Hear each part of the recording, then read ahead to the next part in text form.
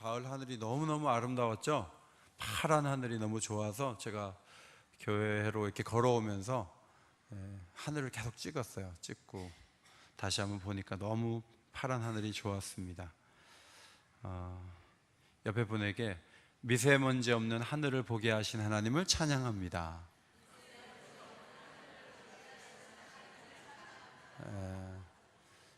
그런 부탁을 할 때 그게 무슨 찬양할 이유냐 이러면서 말을 안 하시는 분도 계신데, 한 번 더 맑은 하늘을 주신 하나님을 찬양합니다. 네, 오늘 제목은 왕과 아버지입니다. 왕과 아버지. 여러분, 아이들 가운데 대통령이 되고 싶어요. 저는 꿈이 대통령 되는 거예요. 그러면 여러분들은 그래 대통령 되라 그럽니까? 어려운 일 당할라 거기는 가지 마라 그럽니까? 되라 그럽니까? 그래 돼가지고 헌법재판소로 갔다가 이렇게 어려움 당해도 된다 그럽니까? 사실 대통령 되는 것은 굉장히 위대한 일이고 최고로 잘 되는 것으로 간주됐지만 요즘 대통령은 굉장히 힘든 자리잖아요. 아버지가 되는 것도요, 엄마가 되는 게 훨씬 나은 것 같아요. 아버지는 뭔가 엄마보다 못한 인물로 이게 간주돼서 지금 왕이나 아버지나 별로 우리에게는 그렇게 끌리는 개념이 아닌 것 같아요. 그러나 오늘 좀 다른 관점에서 말씀을 보면 좋겠는데, 8절 말씀에 너희가 이미 배부르며 이미 풍성하여 우리 없이도 왕이 되었도다. 자, 바울이 이렇게 말하는 것은 너희가 지금 우리가 원하는 하나님 자녀된 특권을 충분히 누리는 그런 사람들이 되었다, 이제 이런 의미도 있지만, 전체적인 문맥상 바울이 보기에 고린도 교인들이 너무 왕처럼 판단하고 왕처럼 행동한다, 이런 생각을 하는 것으로 보여요. 물론 이어서 8절 이어서 우리가 너희와 함께 왕노릇하기 위하여 참으로 너희가 왕이 되기를 원하노라. 여기서 왕노릇이나 왕은 하나님이 예수님을 통해서 회복시켜 놓으신 그 상태를 의미하는 것으로 아주 좋은 위상을 갖는 것을 의미하지만, 8절 앞부분에서의 왕은 약간의 문제가 있는, 뭔가 좀 손볼 필요가 있는 그런 왕의 이미지라는 생각을 하게 됩니다. 그렇다면 바울이 왜 고린도 교인들을 왕이라고 표현하면서 교만하다는 의미를 담아 넣었을까? 그 앞에 3장 4절에 이런 말씀이 있는데 같이 한번 읽겠습니다. 3장 4절 시작. 어떤 이는 말하되 나는 바울에게라 하고 다른 이는 아볼로에게라 하니 너희가 육의 사람이 아니리요 그랬습니다. 고린도 교회를 개척한 분은 바울이고요, 후임자 목회자로 오신 분은 아볼로입니다. 그래서 바울과 아볼로는 같이 일하지 않고 사실은 연결해서 일했던 그런 영적 지도자들이거든요. 그런데 고린도 교인들이 무슨 말을 하냐면, 나는 바울이 떠나갔지만 바울이 참 좋았어. 그리고 바울을 닮고 싶고 바울을 따라가고 싶어. 근데 지금 일하는 아볼로는 별로야. 이렇게 말을 하는 거예요. 어떤 분은 에이, 바울이 개척은 했지만 현재 있는 아볼로가 훨씬 낫지. 바울이 뭐가 좋다 그래. 이렇게 말을 하면서 단순히 뒤에서 이렇게 얘기가 도는 정도가 아니라 바울을 좋다는 사람이 이렇게 줄서기 쫙 돼 있고 아볼로 좋다는 사람이 줄서기를 쫙 돼 있는 거예요. 그래서 하나님 나라를 위해서 일하는 사람들을 전체적으로 귀하게 여기고 역할을 다 인정하기보다는 누구 좋다는 쪽으로 완전히 간 거예요. 예를 들면 여러분 집에서 엄마가 주로 그런 질문 많이 하죠. 너는 엄마가 좋아, 아빠가 좋아? 이렇게 얘기하면 애들이 어쩔 수 없이 대답을 하는데, 이렇게 보니까 엄마가 아무래도 밥을 하고 용돈도 주고 하니까 누가 좋다 그래요? 누가 좋다고 해요? 애들이 엄마가 좋다 그랬죠. 먹고 살려고 그렇게 얘기하는 거예요. 그래갖고 이제 엄마도 필요하고 아빠도 필요한데, 아빠는 좀 덜 필요한 사람이 되고 엄마는 굉장히 중요하다는 것을 어릴 때부터 계속 세뇌를 시켜가지고 그 인생 전체가 엄마를 향하도록 부단히 노력하는 엄마들이 적지 않게 있어요.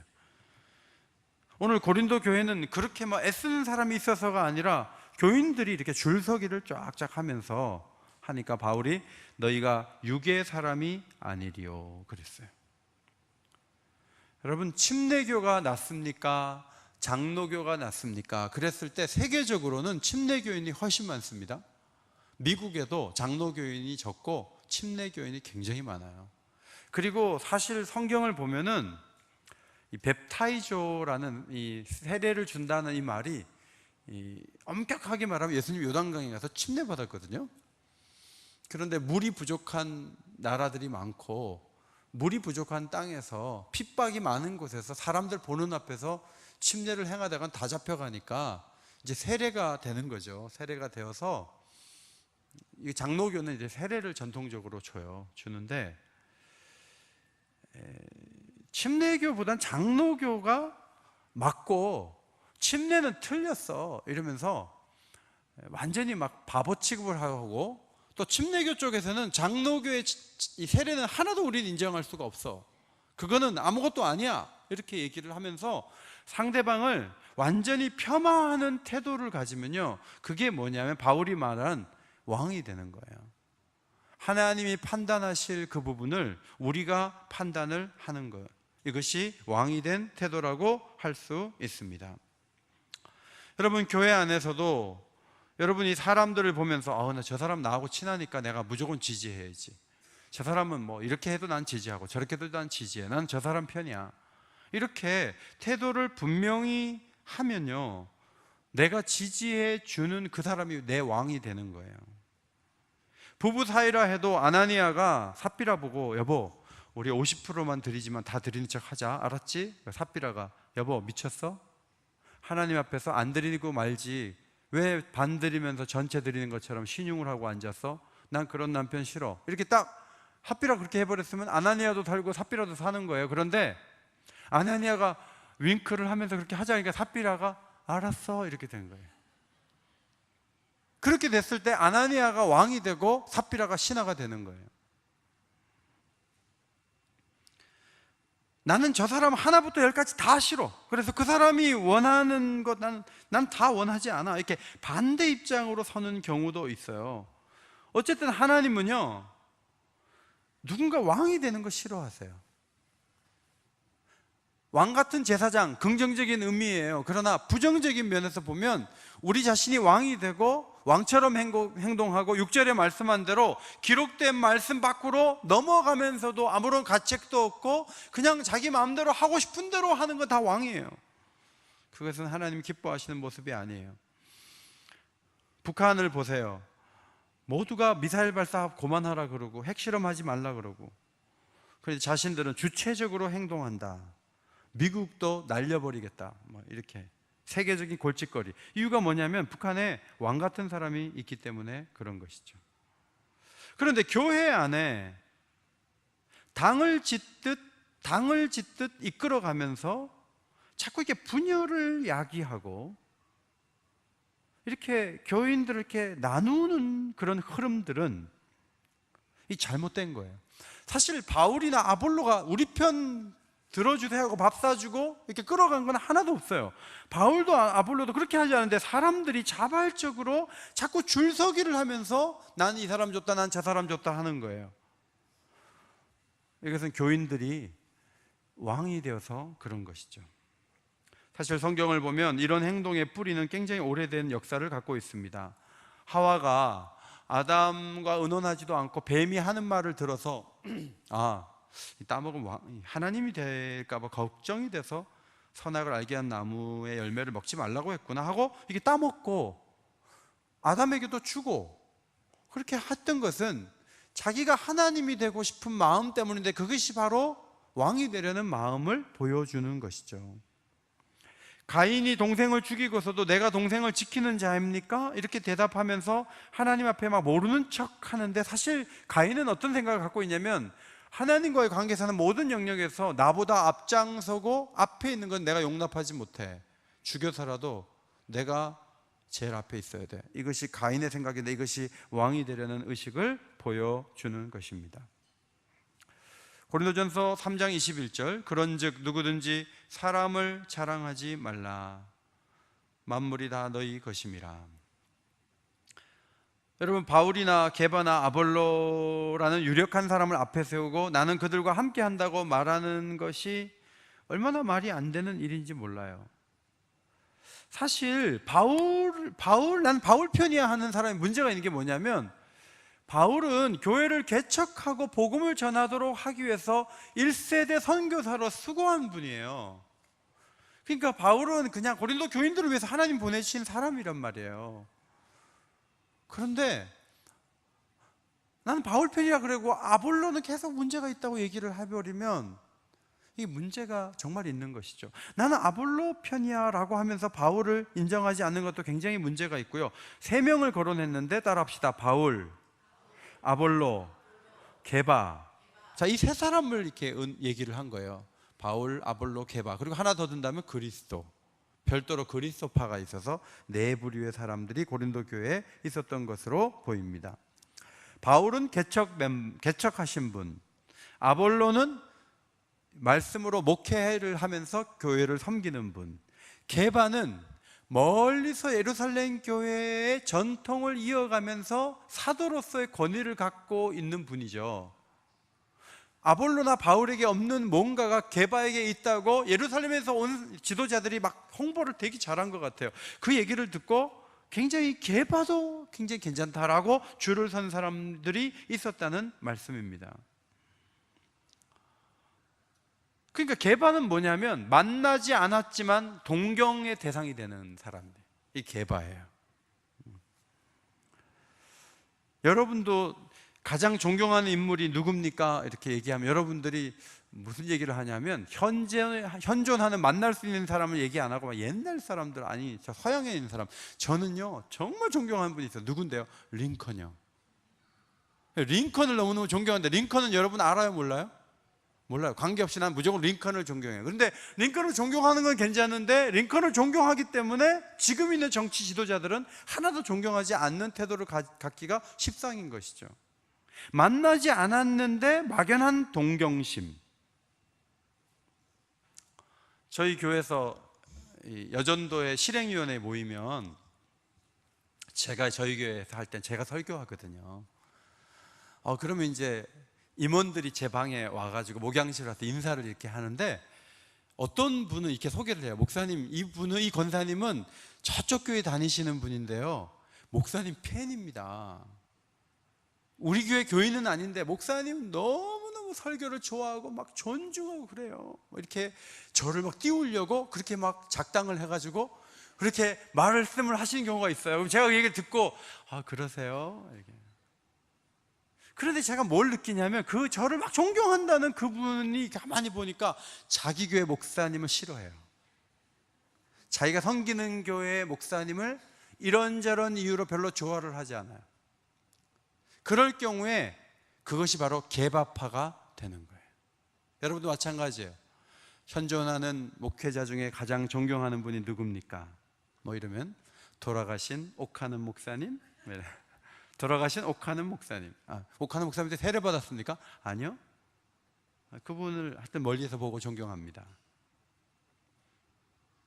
정치 지도자나 훌륭한 장군이 누구를 존경하냐 그러면 뭐 현재 장군은 잘 모르고 이순신 장군, 을지문덕 이쪽으로 가서 이 게바파.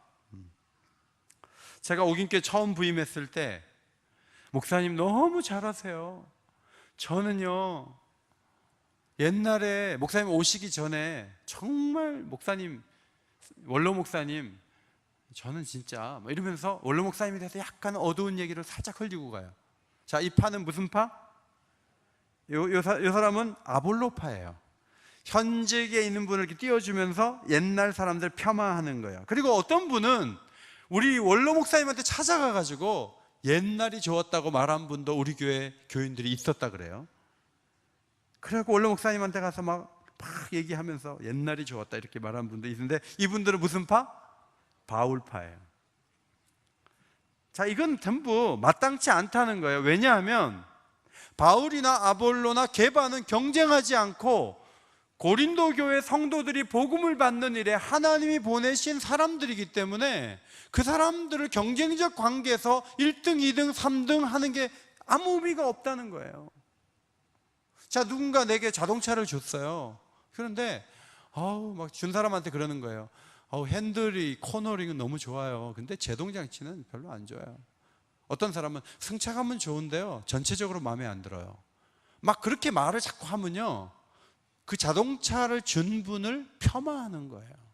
우리 애가 원하든 원하지 않든 우리의 신앙이 이렇게 쭉 성장할 때 시골에서의 목회자들도 있고 거기 장로님들도 계시고 현직의 장로님도 계시고 은퇴하신 장로님도 계시고 목사님도 계시고 여러분들이 있어서 우리의 인격에 영향을 주었는데, 물론 누가 제일 존경스럽다 이런 마음을 가질 수는 있지만 다른 사람은 아무것도 아닌 것처럼 말하면서 나는 바울이 좋아, 나는 아볼로가 좋아, 나는 만나지 못했지만 게바가 좋을 것 같아, 이렇게 해가지고 하나님이 우리에게 보내신 사람들을 줄 세우기를 하는 것은 굉장히 좋지 않은 태도예요. 이것이 바로 왕노릇하는 태도일 수 있는 거예요. 부모님 모두가 자녀를 위하잖아요. 할아버지가 할머니가 다 위하죠. 뭐 누구는 좋고 누구는 안 좋고 그런 게 어디 있어요. 여러분, 이게 왜 중요하냐 하면요, 모두가 소중해야 그 소중한 리더들을 보내주신 하나님이 보이는 거예요.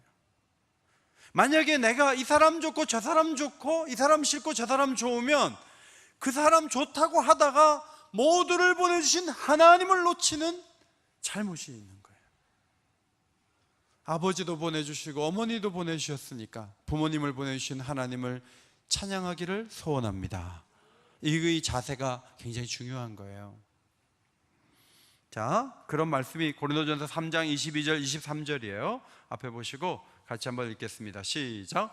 바울이나 아볼로나 게바나 세계나 생명이나 사망이나 지금 것이나 장래 것이나 다 너희의 것이요 너희는 그리스도의 것이요 그리스도는 하나님의 것이니라. 여러분, 바울이 1차적으로 다, 바울이 아볼로 게바 다 누구의 것이다?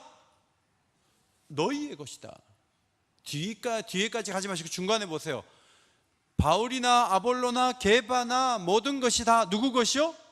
너희 것이요.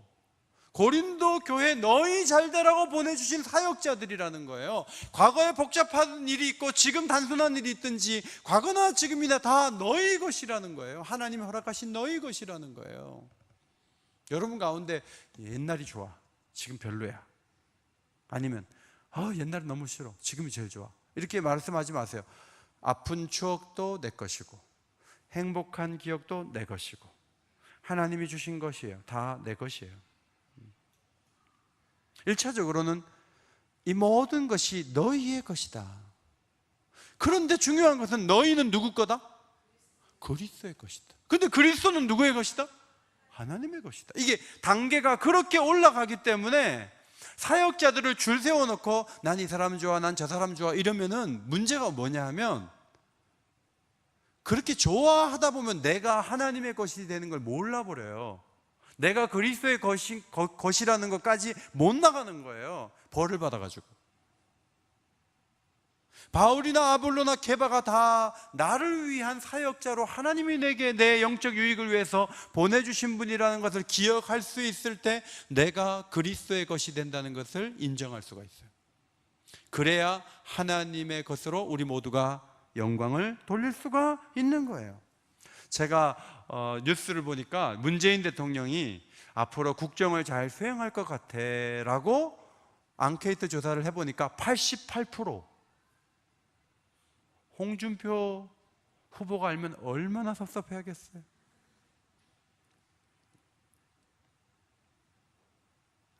그러나 여러분, 지금 굉장히 대통령이 막 불통하고 있다가 커피도 자기가 뭐 이렇게 타먹고 자기가 할 수 있는 일을 최선을 다해서 하니까 국민들이 이렇게 좀 잘할 것 같다 이런 기대감을 갖는데 그걸 나쁘게 볼 필요는 없다고 봐요. 왜냐하면 대통령은요 결국 누구의 것이다? 국민의 거예요. 사람을 세워놓고 잘해라, 그리고 혜택을 우리 온 국민이 보겠다, 그건 좋은 거예요. 사람을 세워놓고 일단 불신하고 못할 거라고 얘기하고 염려된다고 처음부터 계속 얘기하면 그렇게 세워놓고 누가 잘할 수 있겠어요? 1차적으로는 너무 대통령 저 자리를 누리고 모든 걸 가져가는 자리로 보지 말고 국민이 세웠고 국민을 섬기기 위해 저 자리에 있다고 보면서 잘하기를 축복하는, 그러니까 대통령 될 땐 41.8%인가? 그랬는데 잘할 거라고 기대하는 사람이 40% 정도 더 있는 건데 이거 굉장히 좋은 거예요. 제가 보기에는 찍지는 않았지만 잘할 거다 이렇게 봐야 되지 않겠습니까?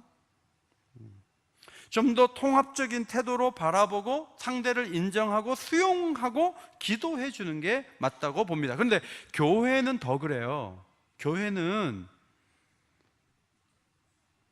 모두가 나를 위하고 우리 교회를 위한 분들이다 이렇게 보는 게 적절하다는 것입니다. 그래야 그리스도께서 우리를 통해서 영광을 받으실 수가 있어요.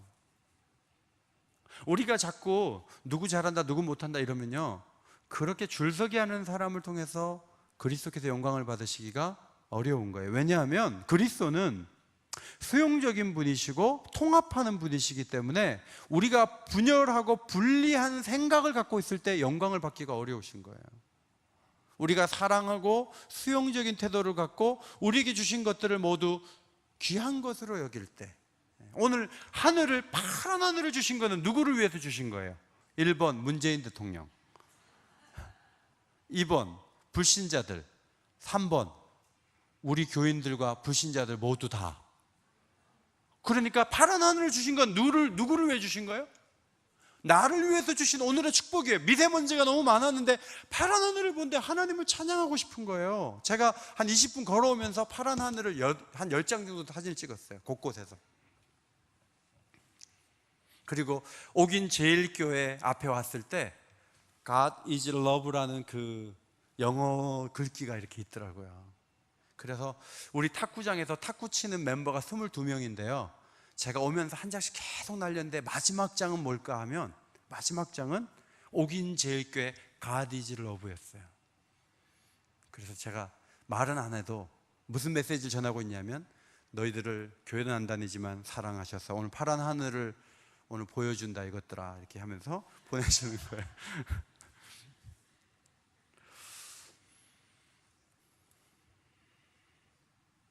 분열이 문제되는 것은 우리가 하나님 앞에 설 때 그것이 흠과 티가 되기 때문에 그렇습니다.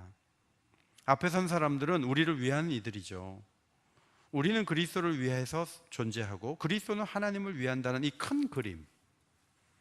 그런데 내가 왕이 돼서 지나치게 판단을 많이 하면요, 그리스도께서 이 큰 그림 속에 우리를 발견할 수가 없는 거예요.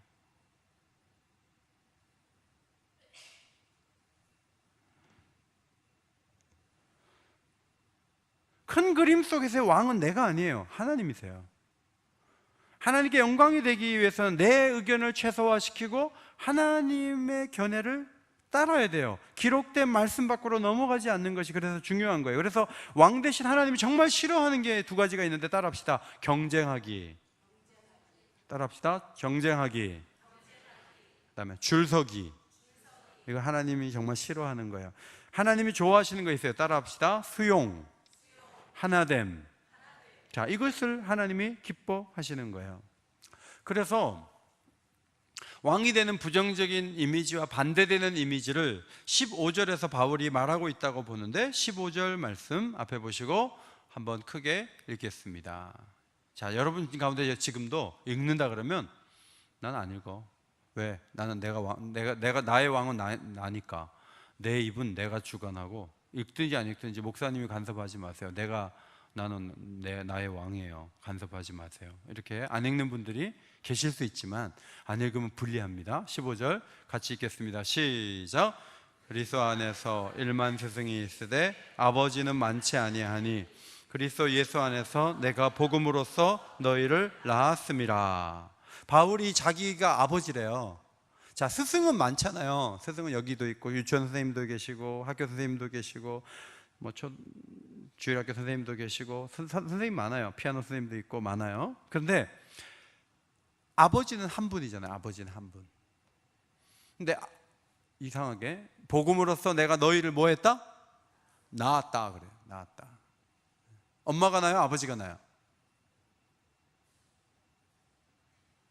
누가 나요?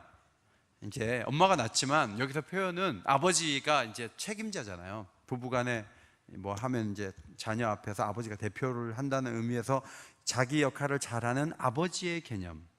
물론 한국 사회에서 아버지는 약간 이기적이면서 지 맘대로 하고 지가 원하는 건 다 구입하고 그런 아버지의 인상을 자녀들이 가져서 우리 아버지는 엄마만 못해 이런 생각을 자녀들이 하지만 여기서 그런 아버지가 아니에요. 여기서 아버지는 책임감 있고 자기 희생적인 태도를 취하는 분들이에요. 제가 반바지가 몇 개 없어가지고요, 반바지를 얼마 전에 큰 돈 들여갖고 샀어요. 하여튼 제 아내가 또 이거 사람들이 고르다가 이렇게 한 거니까 깨끗하게 세탁을 해갖고 이렇게 딱 해가지고 이제 빨래해서 이렇게 널렸는데 우리 아들 중에 하나가 바지가 없네 뭐 이러는 거야.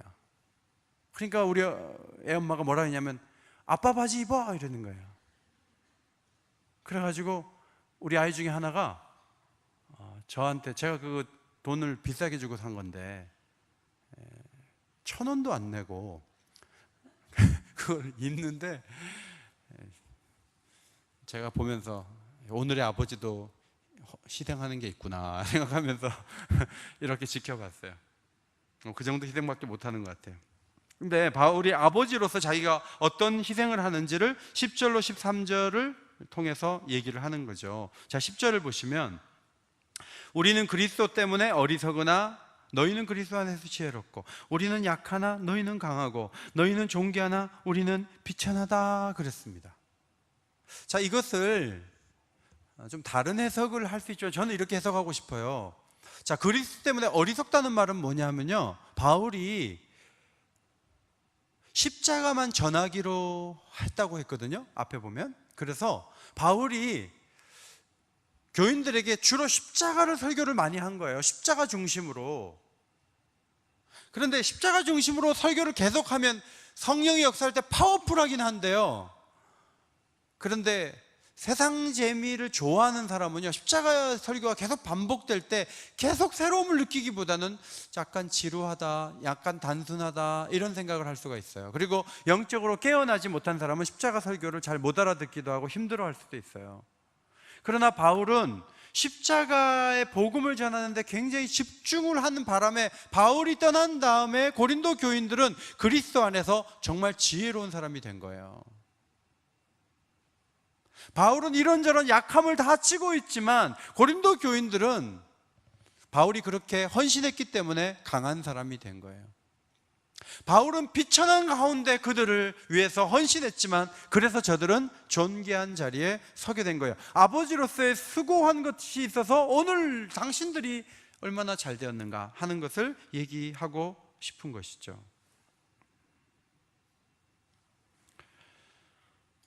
여러분, 집안에서도 엄마가 조미료 많이 안 쓰고 학교 앞에 국수집은 왜 그렇게 맛있죠? 학교 앞에 된장국은 왜 이렇게 맛있죠? 제가 봤어요. 어떻게 하냐면요, 미원을요 작은 숟가락으로 한 스푼 반을 넣어요. 일단 기본으로 타요. 그래 팔팔 끓여갖고 먹으면 이 맛 이러면서 너무 맛있는 거예요. 그런 거 계속 먹으면 어떻게 돼요? 이제 좀 문제가 생기는 거예요. 근데 엄마가 해주는 거는 그 맛이 안 나요. 학교 앞 된장국 맛이 안 나요. 엄마는 조금 맛이 좀 떨어지는 것 같아요. 그러나 엄마가 해주는 좋은 음식을 먹으면서 아이의 건강이 좋아지는 것처럼 바울이 어리석어 보이고 좀 우스워 보인 것 같지만 바울의 그런 헌신과 순수한 복음 전파가 있었기 때문에 오늘의 고린도 교회가 있게 됐다, 그 얘기를 하고 있는 거죠. 아버지 마음으로.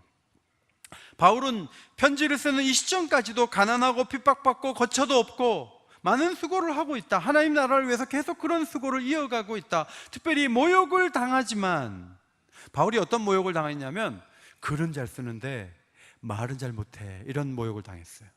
그리고 자기가 12사도하고 관계가 없어. 이거는 중간에 뭐 하나 예수님 봤다 그러는데 어떻게 우리가 사도로 인정을 하고 사도권을 무시하고 바울의 하나님 보내신 어떤 영적 권위를 무시하는 모욕적인 말을 바울이 들어요. 그러나 그는 축복했다. 비방을 받지만 비방하는 이들을 권면했다. 자기는 더러운 사람 취급당하고 만물의 찌꺼기 같이 되었다. 그것이 아버지로서의 정체성이고 자신의 모습이다. 내가 이렇게 인정받지 못하면서도 끝까지 열심히 달려왔다. 자, 이런 고백을 하는 거예요. 자, 우리 에스라 지체들, 엄마가 막, 야, 내가 너 키우느라, 나중에 막 결혼했는데 엄마가 너 키우느라고 진짜 거들이 다 떨어진 걸 입었어. 15년째 입었어 하고 사진 찍어놓고 막 그거 띄워서 보여주면서, 야, 네가 그냥 큰 거는 내가 등록금 할 때 엄마 그 속옷 떨어진 거 내가 다 찍어놨어 하고 막 사진 띄워주고 막 그러면서 막 얘기하면 에스라 지체들 기분 좋아요, 나빠요? 엄마 막 수고한 거, 막 옷 떨어진 거 막 이렇게 다 하고 막 염색약을 막 몇 번씩 써갖고 막 경이 전 거 그걸 다시 개가지고 팔팔 끓여가지고 또 염색하고 그런 거 막 사진 찍어 놓아갖고 내가 너 키우느라 이렇게 했어 하고 막 줄줄이 얘기하면, 집에 갈 때마다 얘기하면 에스라 지체들 좋아요, 싫어요? 좋아요, 싫어요? 할아버지가 계속 6.25 얘기하면 좋아요, 싫어요? 좋아요? 또 듣고 싶어요? 일사 후퇴 얘기 또 듣고 싶어요? 눈 올 때 뭐 갈 때마다 할아버지 자꾸 잊어버려갖고 새롭게 자꾸 얘기해. 그러면 막 힘든 거예요. 바울이 오늘 이렇게 막 얘기를 할 때 사실 듣는 입장에서 좀 힘들 수 있어요. 왜 자꾸 이렇게 얘기하지? 이럴 수 있어요. 그러나 바울이 이런 얘기를 하죠. 14절이에요. 내가 너희를 부끄럽게 하려고 이것을 쓰는 것이 아니다. 오직 너희를 내 사랑하는 자녀같이 권하려 하는 것이라 그랬어요. 여러분, 누구의 말을 들으려면요, 그 말하는 사람이 자기를 위해서 희생하는 것이 있을 때 그 말을 더 요긴하게 들을 수가 있는 거예요. 아무런 관계가 없는 사람이 나한테 말하는 거하고 정말 나를 위해서 애쓰고 고생한 사람이었다는 것을 알면서 듣는 거하고는 다른 거죠. 공치사 하려고 하는 게 아니에요. 자녀들처럼 권면하려고 내가 이런 얘기를 하는 것이다. 그렇게 말하고 있습니다. 아버지로서. 자, 아버지는요, 나를 세상에 있게 해 주신 분이에요. 아버지의 두 종류가 있는데 하나는 독립운동가가 있어요. 독립운동가. 그래서 낳기만 하고 책임은 안 지고 돌아다니시는 분, 독립운동가예요. 그런 아버지는 사실 뭐 와도 감동이 별로 없어요. 돌아가시다 눈물도 안 나요. 그런데 자기를 희생하면서 케어하고 도와주고 내 얘기를 들어준 아버지가 있어요. 좋은 아버지가 있어요. 우리 교육자들 중에도 아버지상이 굉장히 좋은 분들이 계세요. 들으면서 막 부럽거든요. 아버지가 이렇게 하셨어요. 그런데 정말 좋은 아버지를 둔 교육자들이 있는 거예요. 바울은 이 중요한 순간에 자기가 교회를 위해서 헌신했다는 얘기를 하는 거예요. 바울이 한 얘기가 뭐냐면, 예수님이 나를 위해서 십자가에 죽으셨으니까 그걸로 교회가 잘 될 수 있다, 그런 얘기만 하는 게 아니에요. 그리스도께서 나를 위해서 희생하셨는데 나는 아버지가 되어서 여러분의 교회를 위해서 이렇게 가난하고 헐벗고 거처도 없고 핍박을 받고 이러면서 내가 여러분을 섬겨왔습니다. 지금 그 얘기를 하는 거예요. 바울이 이런 얘기를 하는 이유가 뭐예요? 바울이 전한 복음을 제대로 잘 받으면 좋겠다, 말씀 안에 섰으면 좋겠다, 그 생각을 가지고 이야기를 하는 거죠. 자, 앞에 보시고 골로새서 1장 24절을 읽겠습니다. 시작. 나는 이제 너희를 위하여 받는 괴로움을 기뻐하고 그리스도의 남은 고난을 그의 몸된 교회를 위하여 내 육체에 채우느라. 바울은요, 교회를 위해서 받는 괴로움을 기뻐한다 그랬어요. 그리고 그리스도께서 모든 고난을 다 받았으니까 우리는 다 이제 편하게 살면 됩니다, 이게 아니고, 우리가 어떤 고난을 당한다면 그리스도의 남은 고난으로서 그의 몸된 교회를 위해서 내 육체에 채워될 양이 있다, 이 생각을 하는 거예요. 오늘 금요 기도회도 1시간 이상 운전해 갖고 오신 분들이 계세요. 그러면 물론 빨리 돈을 벌어서 교회 주변에 와야지 이 생각도 하시지만요, 그 먼 거리를 계속 오가는데 사실 그게 교회를 섬기는 일의 하나의 고난을 육체에 채우는 시간들이에요. 그걸 생각하면서 기쁨으로 내가 채운다, 내가 2시간이 걸리지만 10분처럼 내가 온다, 이런 마음을 갖는 것이 중요한 것이죠. 바울은 교회를 개척하는 과정과 또 그들을 위해서 애쓴 과정을 지금 잘 소개를 해주는데, 고린도 교회 성도들이 잘 모르는 내용도 많이 있었을 것으로 보입니다. 바울이 그때 경험했던 고생에 대해서 상세하게 말하고자 하는 것은, 교회의 역사를 알고 사역자들의 수고를 알면서 아버지로서 자녀들이 아버지를 따르듯 아버지가 전해준 말씀과 같은 그 복음대로 살아가는데 이것이 도움이 될 수 있다는 생각 때문에 그렇게 하는 거예요. 그래서 자기 맘대로 하는 왕이 아니라 바울과 같이 더불어 왕노릇하는 사람이 되기를 원한다는 거예요. 존중하고 서로 협력하면서 큰 그림을 가지고 하나님 주신 존귀함을 함께 입자, 이것이 바울의 원함이었습니다. 복음의 탁월함, 십자가 구원의 놀라움과 함께 복음을 전하는 자의 아버지로서의 수고를 이해할 필요가 있어요. 그러면 고린도 교인들도 복음대로 더 잘 살 수 있고 더 화합한 교회를 이룰 수 있다는 거예요. 그런데 그런 수고와 그런 사랑을 보지 않고 그저 하나님만 봐라, 사람은 보지 마라, 이거는 한편으로 맞지만 한편은 틀린 거예요. 물론 교회 가운데 시험 들게 하는 사람도 있어요. 그러니까 사람 보지 말고 하나님 섬기는 거 맞아요. 그러나 여러분 잘 아셔야 될 것은, 교회 안에는 예수님의 희생도 있지만요, 예수님의 희생을 보면서 자신의 인생을 희생하면서 달려가는 교회 어른들이 굉장히 많아요. 교회 지도자들이 굉장히 많아요. 그분들을 귀하게 여겨야 돼요. 그리고 그걸 잘 알면서 그분들이 전해주신 말씀을 소중히 간직하고 붙잡는 것이 중요한 것입니다. 오늘 우리가 함께 기도해야 될 것은, 예수 그리스도의 죽으심과 함께 복음을 전하는 이들의 수고를 기억하고 본을 보인 아버지와 같은 분들의 헌신을 알고 우리도 그런 아버지가 되려고 하는 태도를 키우는 거예요. 우리 아이들이 저를 이렇게 보면 감동을 주는 면이 있으면 우리 아버지 이렇게 하는구나. 그리고 그 감동 때문에 내가 이제 늙을 때 쟤네들이 올 때마다, 저희 집에 올 때마다 500만 원씩 갖고 오면 얼마나 좋겠어요. 근데 그렇게 되는 게 아니고, 얘네들이 저를 보고 감동을 받으면서 자기들이 아이가 생겼을 때 걔네들한테 그런 아버지가 되어주는 것으로 내가 만족한다 하면 되는 거예요. 오늘 바울도 그거예요. 내가 이렇게 했으니까 공치사 하면서 나한테 연금 달라, 그런 얘기가 아니에요. 바울이 하고자 하는 얘기는 뭐냐면, 이런 수고 속에 교회가 세워졌는데 분열하지 말고 그런 마음으로, 아버지들이 좀 많아져가지고 그런 정신으로 새신자를 섬기고 복음을 전하고 개척교회를 세우고 그런 일에 헌신해서 더 풍성한 교회를 이루어야 되지 않겠습니까? 지금 그 얘기를 하는 거예요. 그런 의미에서 16절 마지막 말씀입니다. 16절 같이 읽겠습니다. 시작. 그러므로 내가 너희에게 권하노니 너희는 나를 본받는 자가 되라. 여러분, 이 말씀 굉장히 중요한 말씀이에요. 그러므로 내가 너희에게 권하노니 너희는 나를 본받는 자가 되라. 제가 장례가 난 것을 얘기를 안 하려고, 티를 안 내려고요, 제가 화요일 날 새벽에 새벽기도 인도였거든요. 그래서 집에 1시에 와서 잤어요. 자고 3시간 자고 와서 새벽기도 인도했어요. 그리고 다시 장례식장 갔어요. 제가 이 얘기를 누구한테 했냐면 우리 교육자들한테 했어요. 내가 티를 안 내려고 3시간 자고도 내가 새벽 기도를 인도한다고 했을 땐 내가 나온다.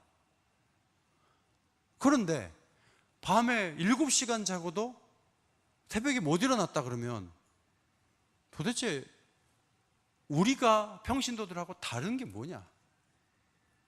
그 얘기를 하는 거는 뭐냐 하면 내 자랑하고 공치사 하려고 하는 게 아니에요.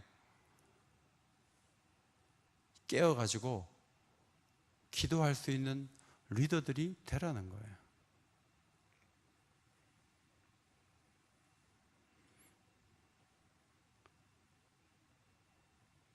여러분, 옛날에는 좋은 리더들이 너무 많은데 오늘날은 뭐 눈을 씻고 봐도 좋은 사람이 없어요, 이렇게 말하는 것은 마땅치 않아요. 그것은 하나님이 기뻐하는 모습이 아니에요.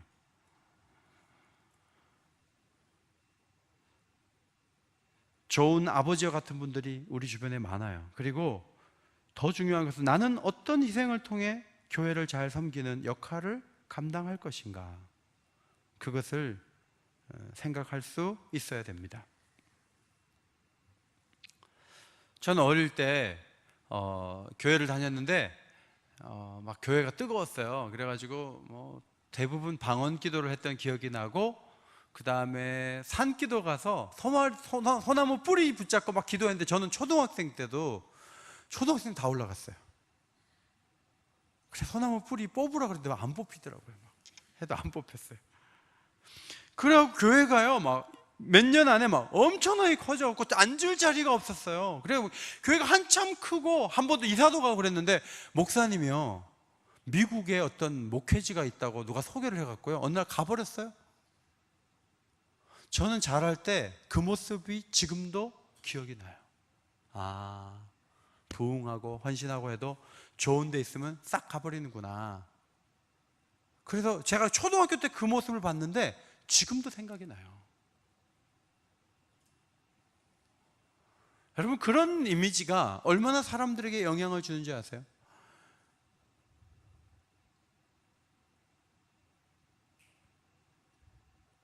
찬송가 해설집에 보니까 영국의 어떤 목사님이 도시의 큰 교회로 부임하기로 약속을 하고 이사를 가는 날 이삿짐을 싸는데 교인들이 온 거예요.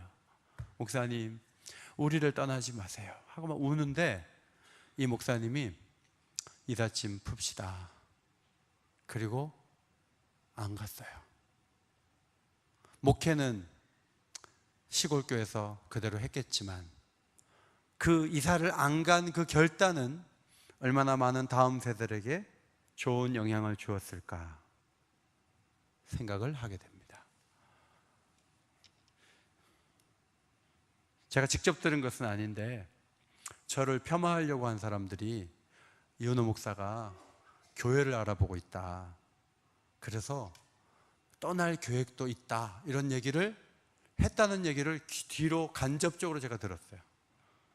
그래서 없는 얘기를 만들어서 그렇게 말을 하면 사람들이 실망했을 텐데, 만약에 내가 그렇게 한다면 다음 세대가 그걸 보고 목회자 이미지가 좋은 데 있으면 가버리는 사람, 그렇게 한번 머리에 박히면 무슨 헌신이 의미가 있겠어요? 민수기서를 보면서 어떤 감동을 받습니까? 반석을 2번 쳐서 가나안 통보 불가 통보를 받은 모세가 뭐 안 들어갈 건데 뭐 제가 못 들어가는데 그 다음에 무슨 사역이 의미가 있어요 하고 아무것도 안 해. 그리고 막 맨날 울고 다니면서 사역 안 하고 출근도 안 하고 맨날 자기 마음대로 살아. 그래갖고 민수기서가 그냥 모세가 뭐 모세오경 그런 거 없고 뭐 만들어 놓은 거 다 찢어버리고 나 못 들어가는데 뭐 이렇게 하지 않고요, 모세가 못 들어간다는 통보를 받지만 자기에게 건질 것은 없지만 가나안에 들어가게끔 최선을 다해요. 그래서 이스라엘이 가나안에 들어가서 놀라운 역사를 이룰 수 있었던 거예요. 다윗 왕이 너는 성전을 만들 수 없어 라는 통보를 받았지만요, 그러나 아들이 세울 수 있도록 모든 자원을 가지고 성전을 지을 수 있도록 다 준비해 놓고 죽는 거예요. 그런 아버지의 헌신이 있기 때문에 솔로몬 성전이 있는 거예요. 교회도 마찬가지예요. 오늘 교회가 그냥 이렇게 있다고 생각하면 착각하는 거예요. 교회가 이렇게 있기까지 눈물 어린 기도가 있었고 이 교회를 지키려고 했던 수많은 아버지, 어머니들이 있었어요. 그분들의 그 노력이 있었어요. 그런데 문제는 그 노력을 누가 이어갈 거냐 하는 거예요. 저도 앞서 있는 교육자들만큼, 목사님들만큼 헌신적이지 않은 게 저의 고민이에요.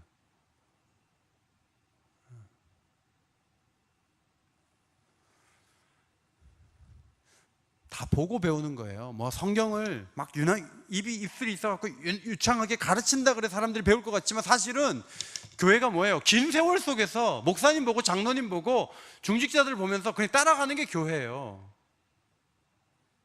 뭐 하나 깨우쳐가지고 한 날 막 불 받아갖고 엄청난 일이 일어나는 게 아니고요, 삶 속에서 아버지 본받고 엄마 본받고 하다가 내가 아버지 돼서 그 아버지 모습을 이어가는 게 가정인 것처럼 교회도 그런 것이다 하는 거예요. 저는 중학생이었을 때 세계로 교회를 다녔거든요. 그때는 중량교 교회였는데, 그런데 제가 사는 지역에 그 무허가촌에 한 20가구 정도 그 교회 교인이 있었어요. 근데 그 교회에서, 중랑구에 있는 그 교회에서 그 20가구를 띄어서 분립교회를 세웠어요. 제가 초등학교 2학년 때부터 피아노를 쳐가지고, 목사님 딸이 저보다 피아노 잘 쳤지만 집에서 다 해먹는다고 할까봐 제보고 이 피아노 치라 그래갖고 제가 초대 메인 예배 반주자였어요. 그래갖고 제가 그냥 중학생 때 낮 예배 반주를 했어요. 안 놀라시네? 네, 반주를 했어요. 그러니까 저는 어떤 생각이 있냐면, 어릴 때 하나님이 그런 걸 경험하게 하셨기 때문에 우리 교회가 분립개척을 한번 멋있게 해보면 어떨까, 그 생각이 항상 있어요. 왜냐하면 내가 어릴 때 그런 교회에서 자랐는데 그 교회가 막 몇백 명이 됐거든요. 지금도 그 교회가 존재하고 있고, 그 교회에서 이번에 아버님 장례식 했어요.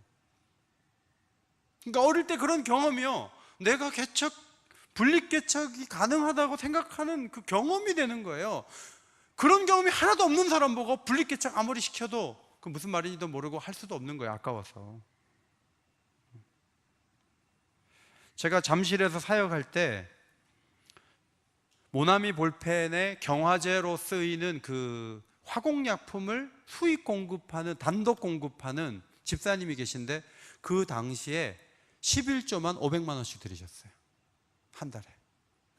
아주 오래전이니까 지금으로 말하면 한 몇천만 원 돼요. 매달. 그래서 교회 전체 수입의 그 집사님이 절반이라는 얘기가 돌 정도로 그분이 부자였어요. 그런데 그분 친척이 개척을 하는 거예요. 그래가지고 개척한다고 목사님께 와가지고, 제가 다음 달부터 우리 친척 교회를 도우려고 가려고 합니다. 그러니까 담임 목사님이 우리 교회는 어떻게 하면 좋으냐 그러면서 눈물을 흘리면서 바지를 막 붙잡고, 가지 말라고 하지 않고 기도합시다. 우리 집사님 이렇게 수고하셨는데 새로운 개척교회 가서 힘있게 섬기게 하시고 그 교회도 복을 받게 해달라고 딱 기도하시는데, 정말 전혀 마음의 움직임이 없이 보내셨는데, 연초에 가셨는데 연말에 결산을 해보니까 그 집사님이 계실 때하고 똑같아요. 하나님이 채워주신 줄 믿습니다. 저는 어릴 때 처음 그 교육전사 할 때 제가 그런 걸 봤어요. 그 목사님 지금도 위대한 거예요. 위대해요. 성도 여러분, 오늘의 교회는요 그냥 선 게 아니에요. 제가 오늘도 스칼렛 신학교를 졸업한 미국인 쿠퍼 여성교사에 대한 얘기를 읽었는데, 그분의 그 일기를 보니까 22살 때 부산항으로 들어와서 이분이 강원도 교회를 열심히 섬겼는데, 일본에 의해서 강압에 의해서 1940년도에 잠깐 떠났지만 47년 다시 또 한국을 찾고, 또 전쟁에 있을 때 잠깐 나갔다가 또 들어왔어요. 들어와가지고 주로 이분이 어딜 다녔냐면 강원도를 다녔어요. 양양, 속초 이런 데 다녀갖고 예배당을 세우고 맨날 바쁜 일을 하는데, 한 번은 고성군 삽재라는 곳에 들려서 한 과부의 집에 가서 전도를 하는데, 그 시아버지가 낫을 들고 찢겠다고 막 덤비는 거예요.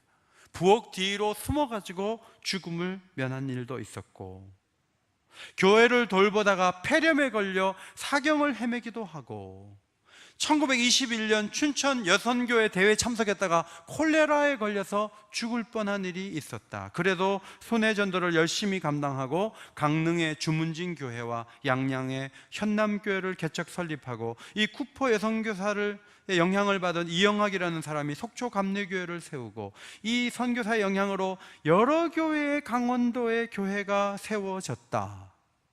여러분, 강원도 교회는 우리가 그냥 강원도에 강원도 교회가 있는데 뭐 그렇지 뭐 서울에서 볼 때는 그래 이렇게 할지 모르지만요, 거기에 있는 교회들도 뒤에 역사를 보면요, 그 바울이 말했던 아버지의 그 수고를 했던 목숨을 걸고 섬기면서 성경을 가르치고 전도를 하고 교인들을 돌보았던 그런 헌신적인 사람들의 그 에너지와 그 눈물이, 그것이 바탕이 되어서 교회가 거기 이렇게 서 있는 거예요. 성도 여러분, 혼자 왕이 되면 안 됩니다. 더불어 왕노릇 해야 되는데, 그렇게 되기 위해서는 아버지 같은 신앙의 선배의 수고를 기억하고 그들을 본받는 것이 너무너무 중요합니다. 오늘 여러분은 아버지와 같은 누구의 헌신으로 여기에 있습니까? 금요기도에 나오실 정도면요, 굉장히 신앙이 좋은 분들이세요. 나는 나 혼자 독하겠어 이러지 마시고, 나를 위해 수고하신 분들이 있는데 그분들을 위해 더 기도해 줘야 되겠다. 또 한 가지는, 나는 누구의 아버지와 같이 내가 헌신적인 삶으로 사람들을 세우고 도움을 줘야 되겠는가, 그것을 기억하면서 오늘도 왕이 아닌 아버지의 자리에 나가시는 복된 믿음의 가족들이 되시기를 예수의 이름으로 축원합니다. 축원합니다. 기도하겠습니다. 하나님 고맙습니다. 왕이 아니라 아버지가 되기를 원합니다. 바울이 강조하는 바 아버지의 헌신과 수고, 그것이 있었기에 오늘의 저희가 여기에 있습니다. 하나님, 우리도 이 세상을 살면서 남을 위해 희생할 줄 알게 하시고 다음 세대에게 본이 될 만한 믿음의 길을 걸어가게 하셔서 어긴 교회가 아름다운 믿음의 전통을 이어가는 복된 교회가 될 수 있도록 성령님 역사하여 주옵소서. 오늘도 기도할 때 우리 각 사람에게 아버지가 될 수 있는 마음을 주시고 헌신적인 사랑으로 보다 큰 일을 감당할 수 있도록 성령으로 무장시켜 주시기를 간구하오며 예수님의 이름으로 기도하옵나이다. 아멘.